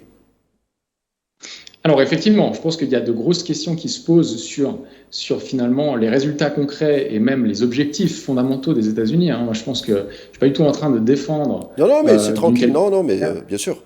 Non, mais la stratégie américaine. Mais c'est vrai que je pense que quand on regarde, par exemple, les ambitions d'Israël dans la région, il y a cette idée du Grand Israël qui vraiment va du Nil à la Turquie jusqu'à l'Euphrate. On est bien obligé de constater que depuis une vingtaine d'années, tous les États un peu forts de la région, que ce soit l'Irak, que ce soit la Syrie, se sont effondrés, sont devenus faibles. Et ça a, d'une certaine manière, profité à Israël dans cette stratégie de grignotage du territoire pour constituer ce qu'ils aimeraient dans leur rêve messianique réaliser au Moyen-Orient. Alors évidemment, ça pose toute une série de questions par rapport à la légitimité d'une telle démarche et à la capacité notamment de l'Europe de se positionner et de représenter ses intérêts qui sont, à mon avis, très différents de ceux des États-Unis. Mais dans tous les cas, je pense que la dislocation du Moyen-Orient et de ses piliers historiques qui étaient l'Irak, qui était la Syrie, qui est encore aujourd'hui l'Iran, mais à voir aussi comment le pays arrivera à se relever de ces frappes qui sont quand même massives et qui détruisent une grande partie des infrastructures du pays, à voir comment tout cela évoluera. Je pense qu'il y a un facteur qu'on oublie assez peu aussi dans cette guerre, c'est le facteur énergétique. L'Iran est un pays producteur de pétrole, dispose des troisièmes plus grandes réserves de pétrole au monde, a aussi d'énormes réserves de gaz, et on est dans une situation en fait où les États-Unis, il y a eu un rapport récemment de l'EIA, qui est l'agence énergétique américaine, qui pointait du doigt que les réserves de pétrole non conventionnelles américaines étaient arrivées à un pic et qu'elles allaient décliner dans les années à venir. Et cette annonce a été faite fin février, début mars. Et c'est difficile de ne pas voir un lien entre notamment le déclenchement de cette guerre quelques jours plus tard et peut-être le constat que, évidemment, les enjeux énergétiques, notamment pétroliers, peuvent jouer un rôle dans ce conflit. Et on va poser la question à Joseph Boyau qui vient de nous rejoindre, chercheur en économie. Bonsoir. Bonsoir. Bienvenue. Merci. Alors, comme vient de nous le dire Martin Bernard, effectivement, l'enjeu énergétique n'est jamais loin de la guerre contre l'Iran. L'Iran qui est riche en pétrole et en gaz. Est-ce que c'est une guerre aussi de l'énergie et du gaz selon vous, vous le chercheur et vous qui travaillez souvent sur cet aspect? Oh oui, c'est indéniable. Même d'ailleurs, trop peu de gens ont noté l'enjeu que ça représente pour Israël, puisque en réalité, tout le monde est assez d'accord pour dire que c'est Israël qui est à la manœuvre, plus ou moins a forcé Trump à y aller. On a quand même des déclarations, y compris d'officiels américains qui le disent. Et donc, on a oublié que Israël était en train, d'ailleurs, elle dispose d'un droit sur un champ gazier. Une partie de la guerre au Liban pourrait s'expliquer par le fait que Israël veut bouffer la totalité de ce champ gazier. Donc, la question énergétique, évidemment, est importante pour Israël. Pour les États-Unis, je reste très dubitatif sur le fait que c'est aujourd'hui la source, la raison principale de leur engagement dans cette guerre. Par contre, c'est une guerre de l'énergie pour tous les pays du Golfe. Et là, évidemment, on le voit bien, avec ces bombardements de répliques de l'Iran sur le Qatar, l'Arabie Saoudite. On a là le tiers des réserves mondiales de gaz et de pétrole qui sont l'enjeu très clair, très très clair de cette guerre. Le Qatar, faites bien d'en parler, serait en route vers la faillite. 2 missiles iraniens ont causé des dommages de plus de dizaines de milliards de dollars. Le montant exact n'a pas encore été calculé, mais il a déjà été annoncé que le pays aurait perdu 17% de sa capacité de production en GNL. Jean-Joseph Boyau, est-ce que vous voyez peut-être un changement de la cartographie de l'énergie si jamais cette guerre se conclut d'une manière ou d'une autre? Oui, alors, vous savez, toute guerre est d'abord une guerre de désinformation. Donc, personnellement, je ne reprends jamais, quasiment jamais, les chiffres qui apparaissent dans les communiqués, etc., etc. J'ai fait une estimation avec un de mes collègues sur l'impact que ça peut avoir pour le Qatar en cas de prolongation au-delà d'un mois de cette guerre. Et donc, le scénario, en gros, qu'on appelle 2, qui est une guerre prolongée. Là, on a un effondrement de l'économie du Qatar. C'est le tiers de son PIB, qui est affecté, parce qu'on l'oublie, mais le tourisme avait quand même été progressivement un des relais de croissance de l'économie du Qatar. Et là, personne n'en parle, bien évidemment, mais si l'effondrement du tourisme se concrétisait dans cette région, vous auriez le problème majeur du relais de croissance à moyen terme de cette région qui serait affecté. En ce qui concerne le Qatar, on dit que c'est plutôt la question du gaz qui est posée que celle du pétrole proprement dit. Je suis là encore très dubitatif sur cette façon de présenter les choses. L'ensemble de la région, je dis bien l'ensemble de la région, les pays riverains, Koweït, Arabie Saoudite, etc., sont à moitié producteurs de gaz et à moitié producteurs de pétrole. Point à la ligne. Et donc, c'est une prolongation de cette guerre avec les dégâts que c'est en train de causer, a évidemment, et on le voit que c'est anticipé par les marchés, hein, c'est très net, a une conséquence à moyen terme désormais qui est assez clairement établie, qui est la perte de statut de cette région comme étant le cœur de l'industrie pétrolière et gazière mondiale. Alors, ça avait commencé à se diversifier très nettement et donc la région ne représentait plus que le quart à peu près de l'enjeu des hydrocarbures à l'échelle du monde. Hein. Il y avait eu tout un ensemble de nouveaux producteurs qui étaient apparus, etc. Mais enfin, cette région était quand même au cœur et notamment les prix du pétrole étaient très corrélés autour de cette région. Vous avez vu comme moi que depuis une semaine, on a très nettement maintenant une divergence entre les prix du brut aux États-Unis, au Golfe, et de façon très très intéressante, apparaît un troisième prix qui est celui d'une sorte de marché spot mondial et qui en fait reflète qu'il y a un relais d'approvisionnement qui pourrait être pris par, en gros, on a regardé le tiers de l'offre mondiale. Donc c'est quand même un changement structurel majeur, parce que l'Arabie saoudite en particulier avait tablé dans l'émergence de son statut de puissance mondiale dans les 10 premières. Hein, c'était ça qui était clairement établi maintenant. On la mettait en général au 9e rang, donc c'est très très important bien sûr.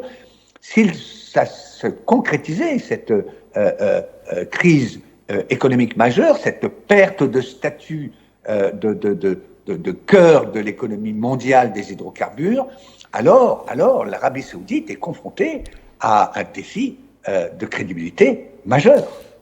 Jean-Joseph Boyau, si on comprend ce que vous nous dites entre les lignes, c'est que en fait la région était, je parle du Moyen-Orient, était en train de tourner la page de on va dire, du pilier énergétique mondial depuis quelque temps. Et puis cette guerre arrive comme une énième séquence pour justement en finir avec, on va dire, cette plateforme de puissance mondiale qu'on était en train de distribuer les cartes. Et puis cette guerre vient définitivement couper le chapitre comme le Moyen-Orient comme étant une réserve mondiale des réserves énergétiques. C'est ça ce que vous nous dites?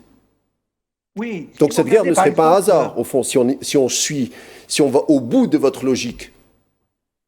Alors, non, c'est un choc majeur et clairement provoqué par, bien sûr, Israël, mais là, très nettement, du côté américain, il y a aussi, bien sûr, une volonté de donner un coup de pied dans la fourmilière. Pourquoi? L'élargissement des BRICS. Les gens, on parle plus du tout des BRICS tout d'un coup, c'est quand même bizarre. Bon, l'élargissement des BRICS au dernier sommet s'est fait avec, pour l'essentiel, les pays de la région, d'accord, notamment l'Iran, l'Arabie saoudite, l'Égypte, etc. Donc, le monde arabe, arabo-musulman, avec l'Iran, était de plein pied dans le sud global et arrivait comme, en gros, un des 3 piliers de ce sud global. Le premier étant l'Asie, bien évidemment, et notamment la Chine, l'Inde. Le deuxième étant la Russie. On l'oublie, mais c'est bien la Russie, et Poutine en particulier, qui a été à l'origine de la création des BRICS. Et le troisième, c'est le Brésil. Donc, excusez-moi, c'est le 4e. Les pays du Moyen-Orient, les pays pétroliers en gros, étaient rentrés dans ce sud global. Et là, pour les États-Unis, il y avait tout d'un coup un défi majeur qui était d'empêcher que ce sud global ne s'enrichisse de toute cette manne pétrolière, gazière, qui aurait donné aux BRICS une véritable force de frappe. C'est la raison pour laquelle, d'ailleurs, la Chine a été à la manœuvre pour élargir et jouer un rôle, vous avez vu comme moi, de négociation entre l'Arabie saoudite et l'Iran. Et ça s'était plutôt bien passé. Donc il y a là quelque chose qui dépasse la question du pétrole et du gaz, à mon sens, qui est la question géopolitique du monde de demain. Bassem El-Araj, une réaction, au fond, cette guerre contre l'Iran serait d'une certaine manière une tentative, en tout cas, d'amoindrir l'essor des BRICS, si on veut simplifier. C'est-à-dire, ça serait la dernière tentative des Américains pour canaliser les BRICS avec cette guerre qui serait à point nommé. Oui, c'est une grille de lecture qu'il faut prendre en considération et ça renvoie également à la question énergétique. Vous avez soulevé il y a quelques instants et on voit dans la stratégie américaine de ces dernières années, donc l'ensemble des guerres qui ont été menées dans la zone, depuis l'Irak d'ailleurs, il y avait cette question énergétique qui était toujours présente, que ce soit dans le conflit irakien, dans la guerre de 2003, dans la guerre civile syrienne. On l'a vu, les Américains sont intervenus dans les zones qui étaient contrôlées par les groupes kurdes, donc dans les zones où se concentraient en réalité les réserves d'hydrocarbures syriennes.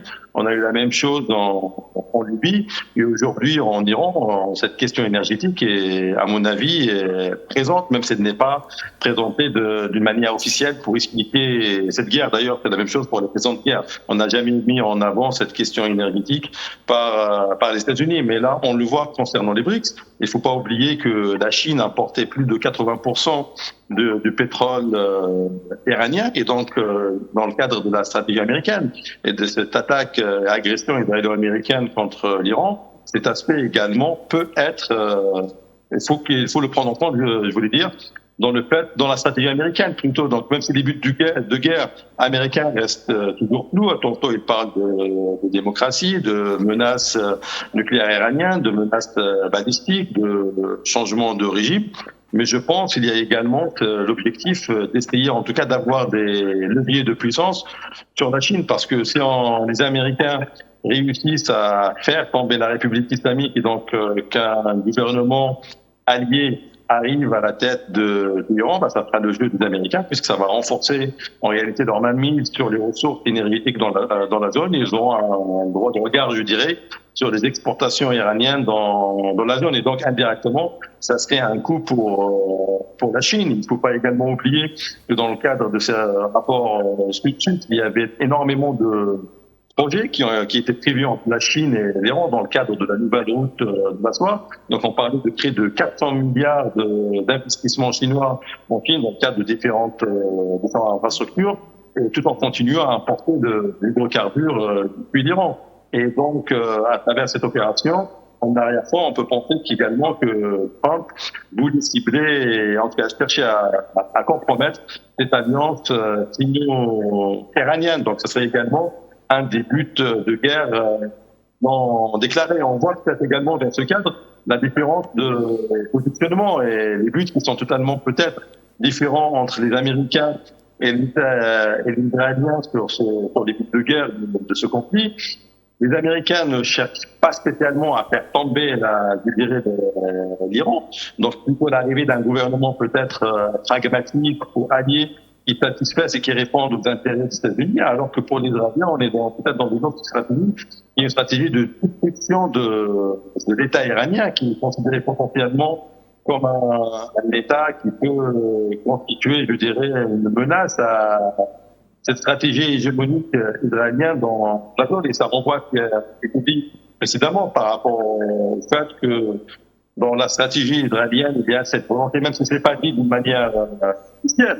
Oui. Il y a eu des études qui ont été faites dans ce sens, et les faits le démontrent. En réalité, cette volonté d'affaiblir les États environnants du Moyen-Orient, certains États en fait, qui pouvaient constituer éventuellement une puissance d'équilibre face à Israël. On a parlé de l'Irak, donc de l'époque de Saddam Hussein, ou de la Syrie d'Assad, qui construit, sans parler de la nature du régime en lui-même, mais parler des États en tant que tels qui pouvaient créer une sorte d'équilibre face à cette volonté expansionniste israélienne et à cette idée du grand Israël qui est de plus en plus mise en avant aujourd'hui par notamment Netanyahou lui-même et des ministres d'extrême droite islamique de son gouvernement comme Smotrich et Ben Gvir. Et l'attaque contre l'Iran s'emboîtait parfaitement dans cette stratégie, donc d'essayer d'affaiblir et pourquoi pas de fragmenter cet État qui permettait jusqu'à maintenant de créer cette sorte d'équilibre dans la zone et de stopper finalement cette volonté hégémonique d'Israël. Il ne faut pas oublier également que si l'Iran venait à tomber, il ne faut pas exclure l'idée que Israël commence à avoir dans sa ligne de mire des États comme l'Égypte et également comme la Turquie. Donc on voit d'ailleurs un débat par rapport à la Turquie qui commence à se développer. On a eu l'ancien Premier ministre israélien qui a clairement dit que la Turquie était une menace pour Israël. Très bien.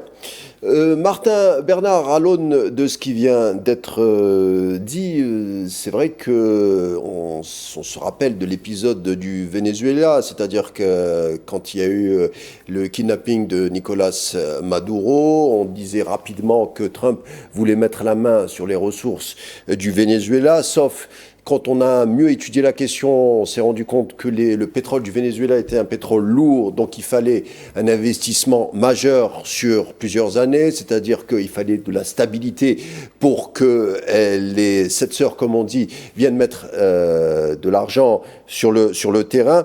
Sauf que la stratégie était que le pétrole pour les Américains ne serait pas utilisé, sauf qu'on empêcherait la Chine de vouloir s'en servir. Est-ce que c'est un peu ce qui s'est réfléchi par rapport à l'opération contre Téhéran, la guerre avec Téhéran, c'est-à-dire les ressources de l'Iran en pétrole nous intéressent, on n'y touche pas, mais en tout cas, on fait obstacle à la Chine pour venir les utiliser. Oui, effectivement, je pense que ça a joué un rôle dans la réflexion américaine. En tout cas, c'est un des moyens très clairs qu'il y a dans la région d'impacter la Chine, puisque effectivement la Chine importe 1,4 milliard de barils de pétrole par jour, hein, donc c'est quand même conséquent. Alors, il y a cet aspect effectivement de guerre économique avec la Chine, mais je pense quand même aussi que, je dirais, à un horizon de 10-15 ans, la production pétrolière, en tout cas d'hydrocarbures aux États-Unis, risque de décliner. Aujourd'hui, les États-Unis, enfin en tout cas depuis 10-15 ans, les États-Unis ont pu se reposer sur une production de gaz et de pétrole non conventionnel pour finalement redevenir un pays exportateur d'hydrocarbures et d'une certaine manière avaient moins besoin de se préoccuper de leurs anciens, enfin des pays historiquement auxquels ils importaient des hydrocarbures, mais avec le développement des technologies, notamment l'intelligence artificielle, qui sont extrêmement gourmandes en énergie, et cela mis en rapport avec ce manque de production américaine, hein, qui est bien comment dire, décrit par l'Agence de l'énergie aux États-Unis.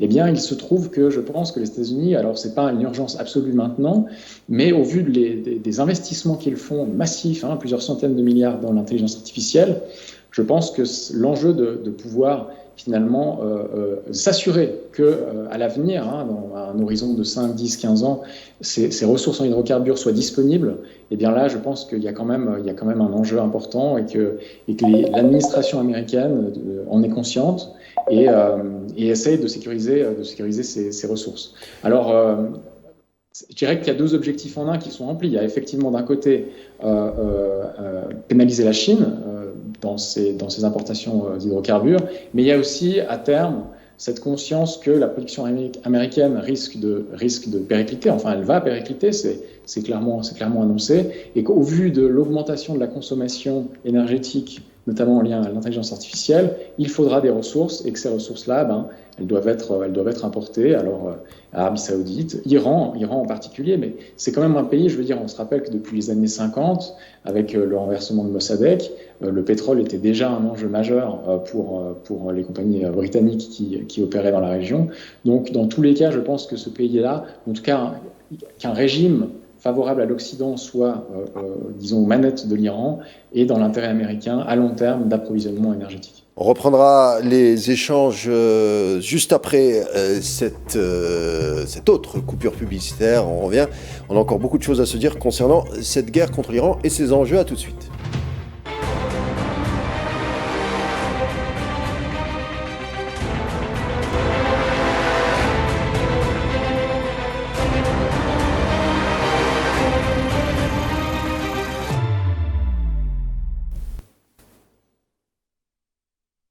Édition spéciale Moyen-Orient, l'escalade avec cette guerre contre l'Iran qui entame sa 3e semaine. On en parlait avec nos invités du jour pour cette partie, Bassem Laraj, Martin Bernard et Joseph Boyau. J'ai encore une question à vous poser, Martin Bernard, sur un aspect aussi qui a été de plus en plus pris en compte concernant ces figures officielles iraniennes. L'entité sioniste et Washington ont tablé, on se rappelle il y a 3 semaines, sur la chute de l'organigramme politique de l'Iran et continuent à le faire avec la mort de Larijani. Alors le nouveau successeur de Larijani, il s'appelle Hossein Dehran. Il est titulaire d'un doctorat en gestion et parle 7 langues, excusez du peu.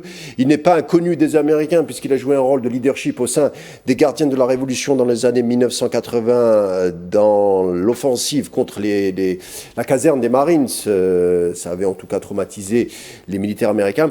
Je vous pose la question parce que je voudrais vous entendre.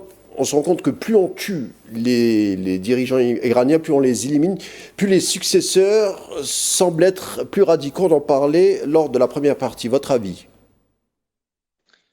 C'est évident que ce n'est pas en tuant des dirigeants d'un pays qu'on va, disons, réussir à calmer leurs successeurs par rapport à la guerre ou aux États-Unis. Je veux dire, dans le cas de l'Iran, il est évident que l'effet est plutôt de souder la population et les instances du régime, notamment les gardiens de la Révolution, autour des nouvelles figures qui émergent. Et donc, effectivement, on peut être à peu près certain que les successeurs des personnalités qui ont été assassinées par les États-Unis vont être dans une posture à minima de poursuite des hostilités, ou en tout cas, si ce n'est poursuite des hostilités, de refus de signer une paix qui leur soit défavorable. On le voit notamment en Ukraine. Aujourd'hui, la Russie refuse à la table des négociations, refuse de signer la paix parce qu'elle n'a simplement plus confiance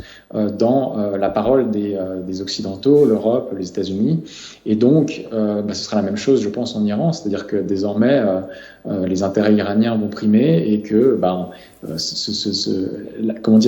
la diplomatie et la parole américaine n'ayant plus de crédibilité pour signer un accord, les nouvelles personnalités dirigeantes au sein du pays vont être d'autant plus radicales dans leur volonté d'affirmer leurs intérêts. Martin Bernard, merci d'avoir été avec nous. Je rappelle que vous êtes journaliste indépendant et fondateur du site de médias alternatifs Antithèse. Encore une fois, merci pour vos éclaircissements et je vous dis à bientôt. Merci, au revoir. Pierre Conessa nous rejoint. Il y en a un qui part, il y en a un qui vient. Pierre Conessa, bonsoir. Bonsoir. Auteur, est-ce qu'il serait encore louable de vous présenter, mais on le fait quand même, auteur. Vous avez travaillé sur notamment beaucoup d'aspects sur la propagande de guerre et surtout du fameux complexe militaro-industriel. Vous avez écrit des ouvrages sur cette... Militaro-intellectuel. Militaro-intellectuel, vous avez présenté. Militaro-intellectuel. Intellectuel, en faisant le parallèle avec le complexe militaro-industriel, vous avez fait le parallèle. Alors, on parlait de ces figures iraniennes qui étaient plus que formées. Pezeshkian, par exemple, est chirurgien en cardiologie. On a découvert Laredjani, qui était connaisseur de Kant. Il avait écrit aussi un article juste avant de mourir sur René Descartes qui était intitulé « Critique, examen des règles de Descartes pour la direction de l'esprit ». Cela contraste avec, et cela va vous intéresser, cela contraste avec la présentation des médias occidentaux qui le faisaient au début de la guerre en présentant les figures iraniennes comme étant, on va le dire, une espèce de république théocratique de mollahs avec des sandales sur des chameaux. On en est loin, puisque quand on connaît Kant, c'est comme si on connaissait les Occidentaux mieux qu'ils se connaissaient eux-mêmes, d'une certaine manière. Oui, rappelez-vous, en 79, si vous voulez, l'évolution de l'Iran va surprendre tout le monde. Pourquoi? Parce que, si vous voulez, pour nous, depuis Kant, depuis Freud, depuis Nietzsche, on sait que la religion n'existe plus, quoi. C'est une survivance, vous savez. Bon. Or, justement, vous avez là une révolution qui non seulement va vous présenter un chef, qui sera un chef religieux, mais en plus, quand ce chef religieux arrive à Téhéran, il est accueilli par 2 millions de personnes. Donc il y avait une dimension politique qu'on avait beaucoup de mal à comprendre. C'est-à-dire qu'effectivement, il n'y avait pas de raison. C'était pas. On croyait que le Shah était le moderniste, mais en fait, le Shah était totalement mal supporté par la population pour beaucoup de raisons. Mais en tout état de cause, pour nous, la révolution iranienne devient un facteur politique qu'on aura beaucoup de mal à assimiler et à comprendre.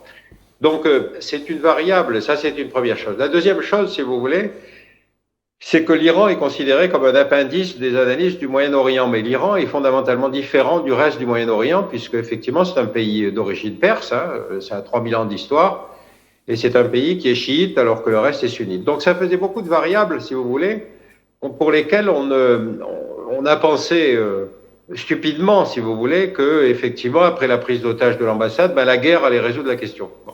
Donc ça, c'est une variable, si vous voulez, qui est une espèce de constante depuis un certain nombre d'années de la diplomatie occidentale, c'est de penser que l'outil militaire peut résoudre des crises politiques. C'est d'ailleurs ce qu'ont fait Israël et Trump en attaquant l'Iran. Jean-Joseph Boyau, je vais vous demander bien entendu votre avis, mais on est tombé sur ce chiffre. En effet, l'Iran forme chaque année plus de 230 000 ingénieurs. Cela le classe au niveau mondial derrière la Russie et les États-Unis. Et ce, malgré les sanctions. Le savoir-faire iranien a démontré beaucoup de ses succès. On peut parler des armes balistiques, mais il y a aussi beaucoup d'ingénieurs dans tous les domaines confondus et qui en scène dans plusieurs universités occidentales qui écrivent de nombreux articles. On en a découvert certains avec cette guerre. Est-ce que cela ne prouve pas d'une certaine manière l'échec de la stratégie occidentale depuis 1979 à l'endroit de l'Iran et qui démontre que justement l'Iran est en train de devenir une puissance, une puissance scientifique, ce que peut-être les Américains ne veulent pas puisque c'est synonyme d'indépendance? Oui, vous retrouvez le même complexe de supériorité avec la Chine. À chacun de mes voyages, quand je reviens et que j'explique les usines que j'ai visitées ou les centres de recherche, etc., ce n'est que depuis finalement très très peu de temps qu'on commence un peu en Occident à comprendre que peut-être que la Chine, elle est capable, et en fait, bon, la Chine dépasse dans à peu près 75% maintenant des secteurs technologiques et scientifiques l'Occident.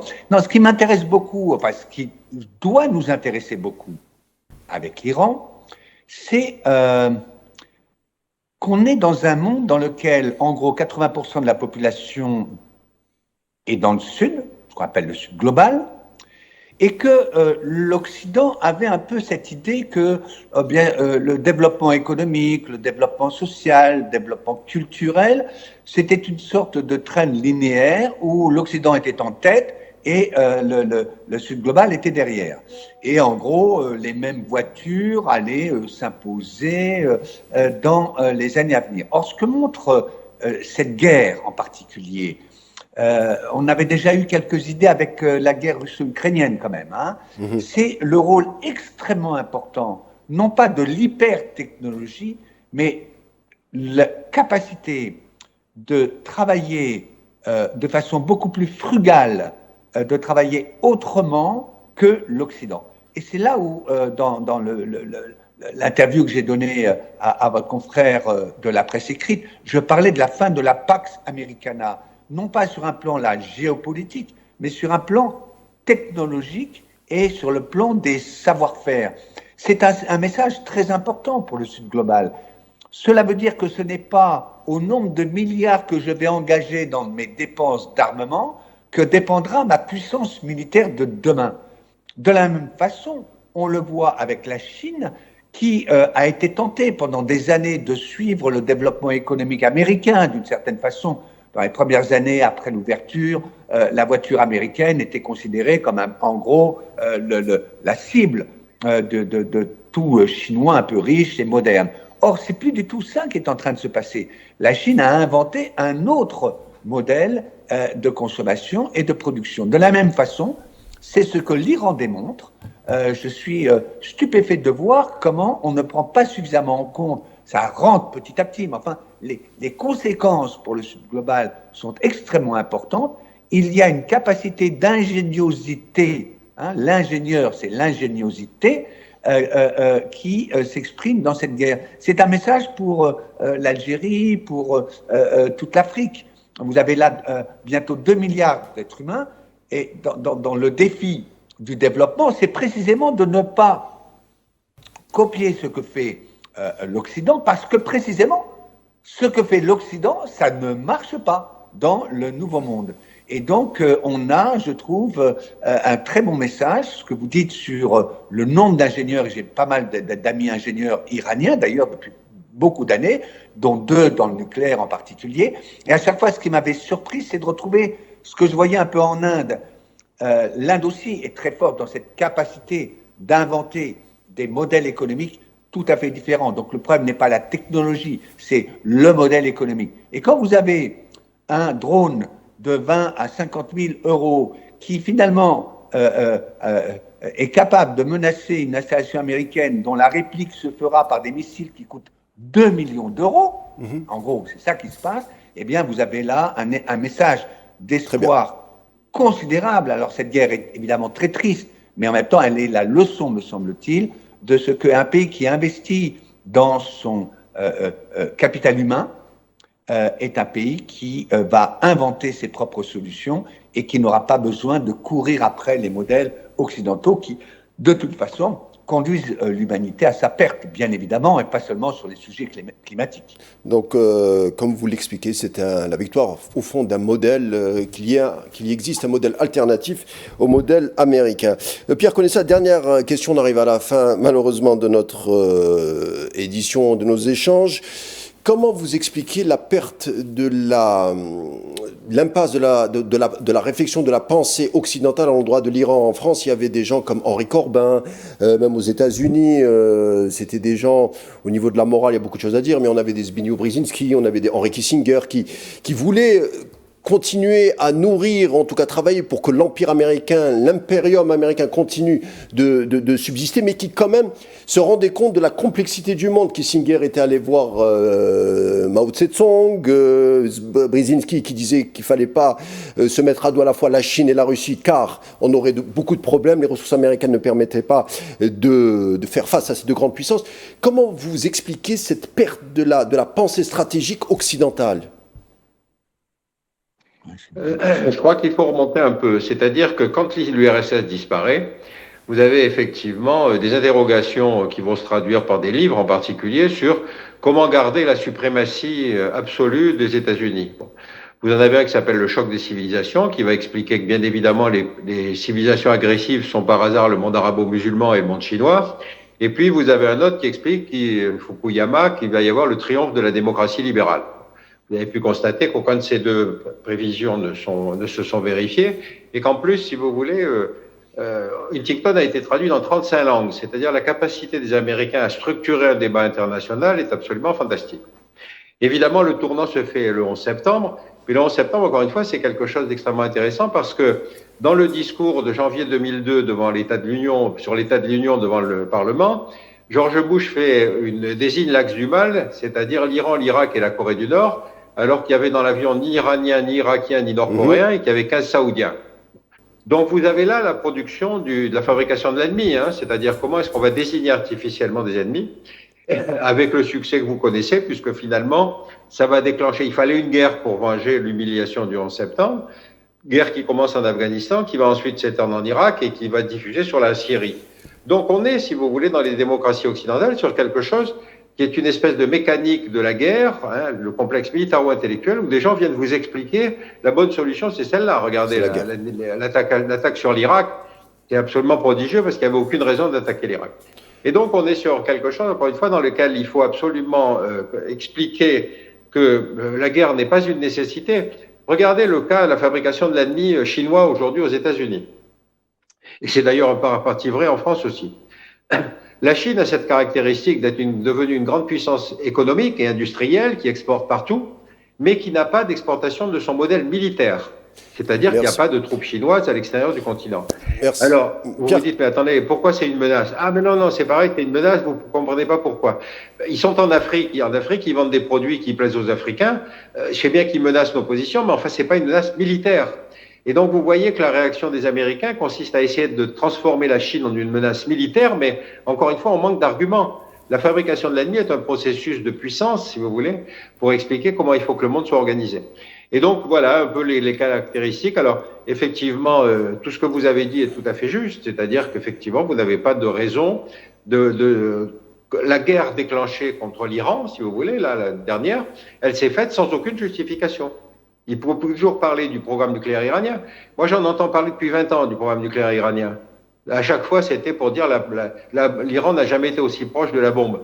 Mais en fait, vous savez très bien que pour faire une bombe, il faut faire des essais, que pour faire des essais, ça ne peut pas se faire sans détection, etc. Donc l'argumentaire continue à fonctionner tout seul, sans aucun réalisme.